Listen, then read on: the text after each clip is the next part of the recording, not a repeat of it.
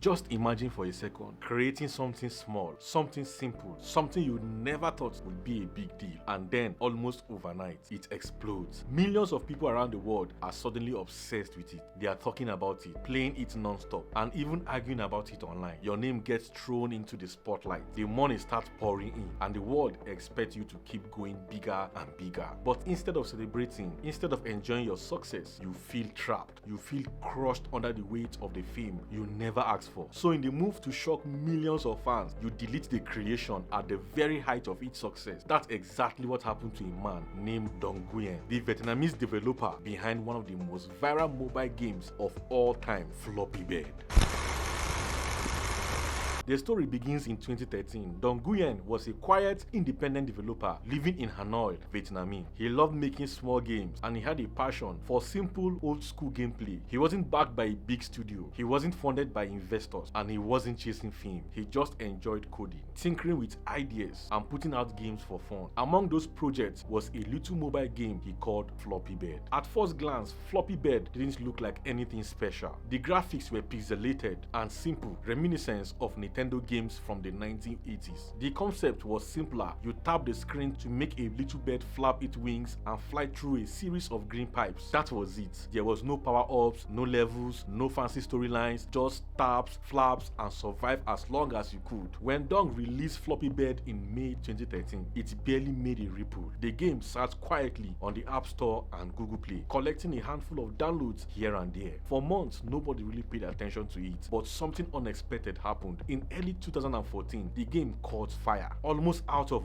nowhere, Flappy Bird went viral. Players all over the world began downloading it, and soon word of mouth turned into a phenomenon. By January 2014, it was climbing into the very top of the App Store and Google Play. People couldn't stop playing it, they couldn't stop talking about it, and they definitely couldn't stop complaining about how frustrating it was. Because here's the thing about Flappy Bird, it was brutally hard. The controls were simple, but the timing had to be perfect. Tap too early, you are crushed into a pipe. Tap too late, the same thing. Most players couldn't even make it past a score of 1 or 2. But instead of giving up, people kept coming back. It was one of those games where failure just made you want to try again and again. And that frustration, mixed with the simplicity of the game, made it incredibly addictive. Social media amplified the craze. Players shared screenshots of their scores, challenged friends to beat them, and vented their anger at how difficult it is. YouTubers and streamers made videos raging over the game, which only drove more people to download it and try for themselves. By February 2014, Flappy Bird had been downloaded more than 50 million times. A month later, the number has soared past 90 million. With all that attention came money. Flappy Bird was free to play, but it displayed simple banner ads during gameplay. And because millions of people were playing constantly, the ad revenue skyrocketed. At its peak, the game was generating more than $50,000 a day. For an independent developer working alone in Vietnam, that was life-changing money. But not all attention was positive. Alongside the praise came a wave of criticism. Some people accused Dong of copying graphics from Nintendo, since the game pipes in Flappy Bird looked suspiciously similar to the pipes from the Super Mario games. Others said the game was unfairly hard, designed only to frustrate players. And then there was the bigger criticism: addiction. Parents, teachers, and even news outlets claimed that Flappy Bird was ruining lives because kids and adults were glued to their screens, tapping endlessly just to pass another pipe. Dong Nguyen suddenly found himself in the center of a worldwide storm. Reporters wanted interviews, players bombarded him with messages, strangers criticized his game design and even his character. And while most developers dream of this kind of viral success, for Dong it was overwhelming. He had built a simple game in his free time. He wasn't prepared for fame, he wasn't chasing attention, he just wanted to make something fun. But instead of fun, he felt pressured. On February 8, 2014, he took to Twitter, known currently as X, and posted something that stunned the world. He wrote, "I am sorry, Flappy Bird users. 22 hours from now, I will take Flappy Bird down. I cannot take this anymore." And just like that, the countdown began. People thought it was a joke. They thought he was bluffing. Why would anyone shut a game that was making more than $1 million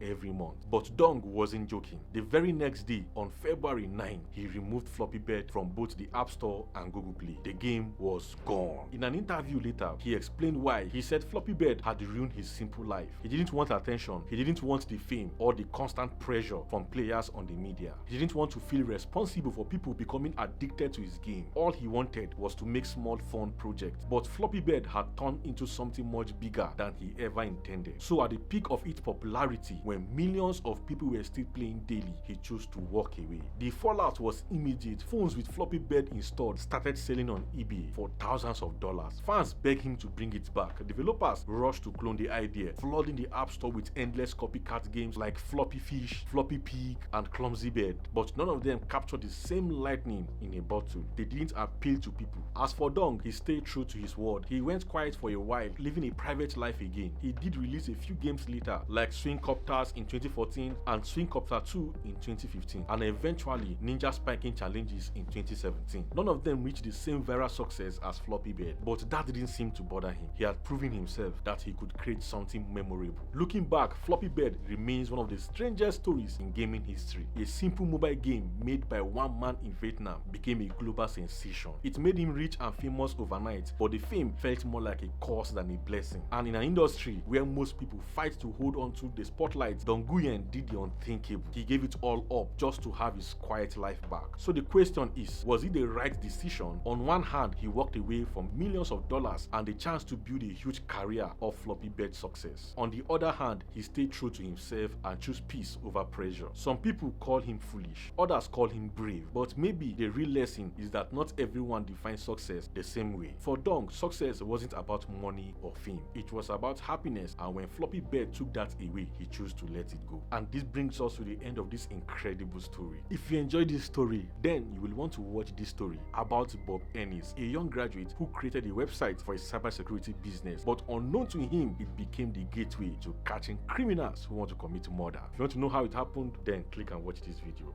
I can't wait to see you there. Don't forget, on this channel, we post twice a week, Monday and Friday. Before you go and watch this video, don't forget to like, comment, and share this video. See you in the next one, and remain Joshua Adejo. Peace out.